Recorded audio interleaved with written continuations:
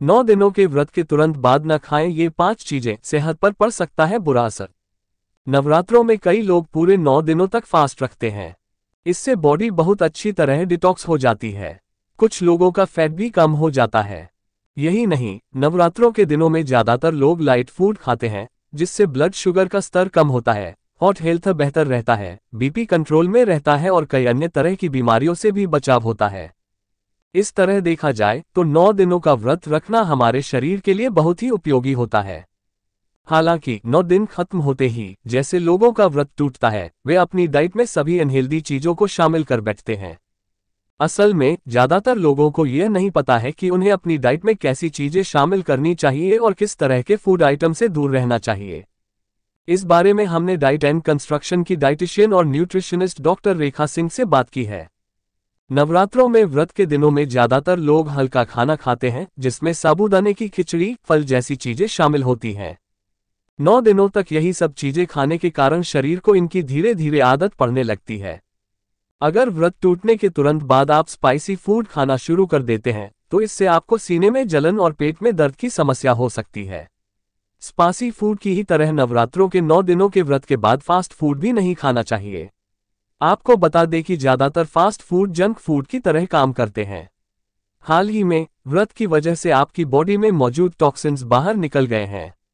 वहीं अगर आप फास्ट फूड का सेवन बहुत ज्यादा मात्रा में कर बैठते हैं, तो इससे पेट में तकलीफ हो सकती है और पाचन संबंधी समस्या भी हो सकती है।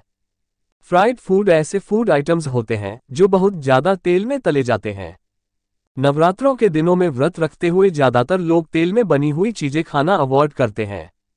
व्रत रखने के बाद अगर आप अचानक बहुत ज्यादा फ्राइड फूड खाने लगते हैं, तो आपको बदहजमी की दिक्कत हो सकती है। यहां तक कि ऑयली या फ्राइड फूड खाने की वजह से एसिड रिफ्लक्स की दिक्कत भी हो सकती है। ये डाइजेस्टिव सिस्टम पर भी बुरा असर डाल सकता है। नवरात्रों में व्रत रखने की वजह से ब्लड शुगर के स्तर में गिरावट आ सकती है।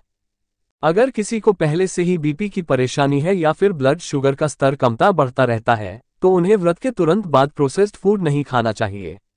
प्रोसेस्ड फूड को अनहेल्दी माना जाता है। इसमें काफी ज्यादा मात्रा में शुगर, सोडियम और फैट होता है। इसके सेवन की वजह से बीपी के मरीजों का स्वास्थ्य बिगड़ सकता है। साथ ही डायबिटीज के मरीजों के लिए भी प्रोसेस्ड फूड सही नहीं माने जाते हैं। खबर जगत के लिए एल एन सिंह की रिपोर्ट। 9 दिन के व्रत के बाद क्या खाना चाहिए, क्या नहीं खाना चाहिए? जी, 9 दिन के उपवास के बाद जब आप पारण करें तो खाने पीने का विशेष ध्यान दें, जैसे कि आप भोजन में दाल, सब्जी, रोटी, दही इनका प्रयोग करें, फलों का प्रयोग करें, जूस लें, लस्सी लें, पानी का अच्छे से प्रयोग करें। और ख़ासकर आप ध्यान दें कि व्रत तोड़ने के बाद जब हम उपवास ख़त्म करते हैं और भोजन ग्रहण करते हैं, तो उस समय आप जंक फूड का प्रयोग ना करें। खासकर तला भुना, चिकना, मिर्च मसाला, तेल, घी, चिकनाई का खाना कम से कम खाएं। जैसे कि कुछ लोग व्रत के बाद फ्राइड चीज़ें ज़्यादा खाते हैं, इससे नुकसान क्या है? जी देखिए, बहुत ज़्यादा तला भुना खाना खाने से क्या होता है कि व्रत के बाद जब हम भोजन करते हैं तो हमारे बहुत समय तक पेट खाली रहने से एसिड की मात्रा ज़्यादा बनती है।